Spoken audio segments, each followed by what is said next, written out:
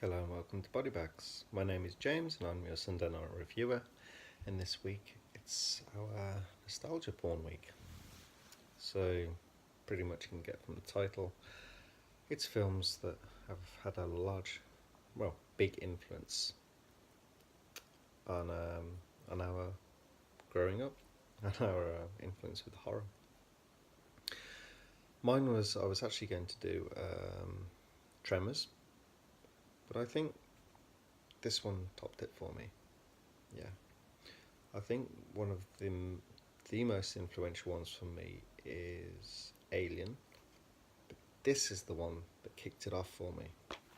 I think 5-year-old or something. My dad had recorded this for me off the television. Not sure whether to get me to watch it or not. My mum didn't realise. Stuck me in front of it. Went off to do something, and yeah, you can imagine 5-year-old not being prepared for Werewolf and seeing that attack at the start scared the crap out of me. But it stuck with me, yeah, and it wasn't many years later that I actually wanted to get it and then like watch it again and then absolutely loved it. Like I said, there's so many things with this film. I've seen it so many times. Uh, just just so much detail that Landis went in, and was it Rick Baker with his designs. I think this is the best looking werewolf, especially the best practical looking werewolf that we've seen on the screen still. The transformation is it's out of this world. It's so iconic, and the level of detail for its time was truly astounding. Um, Around the same time, so Rick Baker's assistant went. I think Rick Baker, he was something to do with the Howling, or like they wanted him, or that there was something going on, and he sent his assistant to do the special effects on the Howling, which are really good. But this is a level above. But also the budget on this was a lot more, so it's a little unfair to compare them. Yeah, this looks fantastic. It looks so good. The whole design and the whole kind of how it was all filmed, like all the special effects, how it's been done, even the little when David's looking at the camera, he's looking right at you, he's like pleading with you, and it's like, yeah, he's asking when he's screaming for help and he's asking you for help at the same time. But yeah, I'm not massively going to go into the whole story because I think everyone knows this film, but there's bits and pieces that I'm going to jump into. Like the start of the film, uh, Landis, he really did his research because at the start of the film it's in like Lancashire and everyone has the Lancashire accent. It's really cool like how the words and the vocabulary used, not just the accent, and it's brilliant. Yeah, it's like that's how they sound, especially like back then. It's like when they're in the late 70s, early 80s. It really is kind of quite different in the stark contrast to when you go to London. And yeah, in my later years, like in my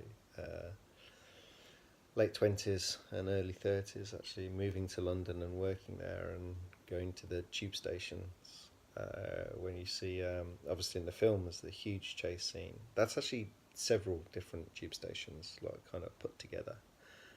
Cinematically chose which bits were best and just plugged it together. And you wouldn't know unless kind of you live there and you're like, ah, I recognise this isn't quite right.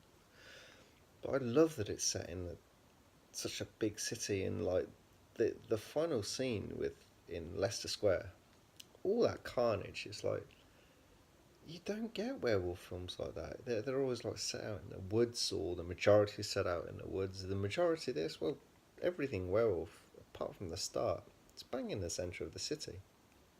Like I said, Leicester Square is just carnage and epic proportions. It's superb. Yeah, just really love how this is done.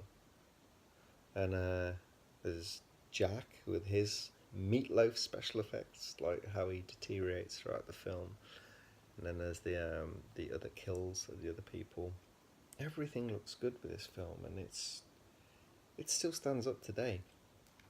Even on this, I have no idea. I still only had a DVD. I'm gonna find the best copy of this I can get on Blu-ray because it really deserves it for something that I love so much. Casting, so it was Ed Norton, Jenny Agutter, and who's Griffin June. Yeah, yeah. I mean, they're the three main characters, and even all the off characters. Like I said, you got all the Yorkshire people. There's a couple of famous ones in there, like from the guy who's Rick Mail. Unless you're British, you might not recognise that name. He was the main guy in Drop Dead Fred. That's where internationally people might know him more. There's, I can't remember the kind of prison, the prison inmate director or kind of main warden in Alien 3. He's in it. There's a few other like faces which are they're kind of you'd recognise. There's some comedy moments. This is littered with comedy moments, but this I do not class as a horror comedy. It's not being stupid. It's like just clever little subtle bits of humour like slip in. The kind of like slapsticky thing didn't really go too far, but it's with the two police officers in London, and there's the main sergeant and his constable. No, not be a constable, but he's kind of the other police officer, the younger one. He's a little bit slapsticky, but Landis kind of kept the reins on that, and he didn't let it run too far. And then, like I said, it's humour within the characters of the film, and it's all natural, and that's why it doesn't come across as like horror comedy to me. Like Tucker and Dale versus Evil or something like that is a horror comedy, and it's a horror film with comic elements to it. Quite a large difference. Evil Dead maybe is a thing where the comedy in that it fits the film, it fits the characters, it fits the tone, like things going on. Maybe that's not really a good example, but it's kind of something that maybe you could link to the same. But I remember the scare moments. Yeah, the bit at the start, obviously, and then it's the dream sequences. That's where this gets it's famous scares, like the one where David's in the woods and he sees himself in the bed. That's the face. And another one where he's at home in America and you have those Nazi demons gunning everyone down, and then obviously he's in his dream, wakes up, and then it attacks the nurse, Jenny Agutter, and it's like, whoa, a dream within a dream. And he's like, holy shit, scares the crap out of him. But really good.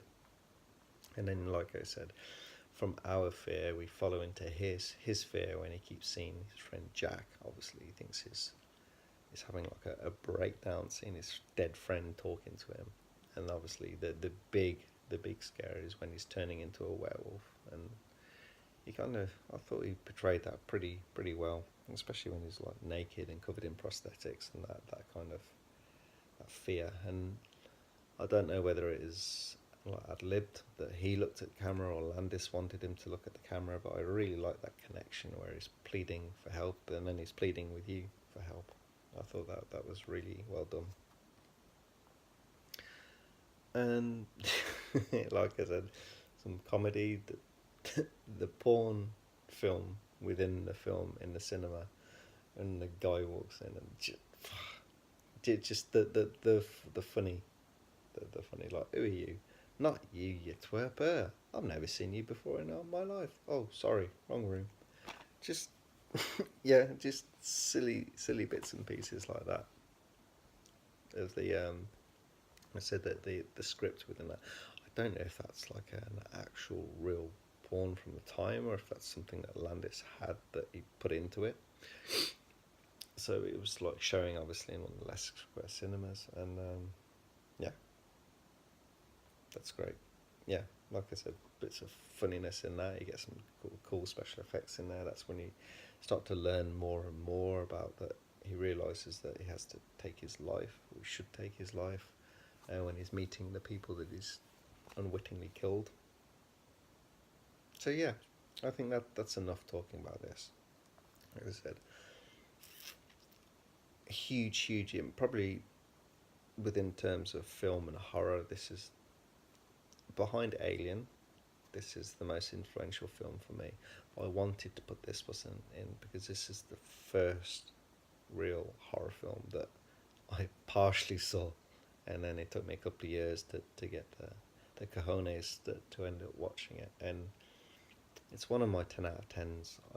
I tend not to rank all the films I watch, but I have probably around 2,000 plus ranked on IMDb, and there's like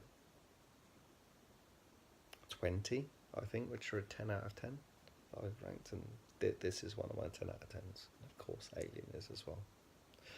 But yeah, I wish Landis did more horror. I'm thinking we have this, and we have the Twilight Zone kind of bits section in that, and I think that's kind of like all he did. But there's always a discussion. Well, not always a discussion, but within horror communities, like if he's a master of horror, it's like, yeah, he's done one masterful, amazing horror film, but master of horror, I think you need the multiple films, the consistency, and to be able to do it over and over and over again. And anyway, that's a different topic. This is my pick for Nostalgia Porn Week. This film we're getting a very quick upgrade quite soon. And thank you very much. I hope you've enjoyed the review. I'll see you next week. Bye bye.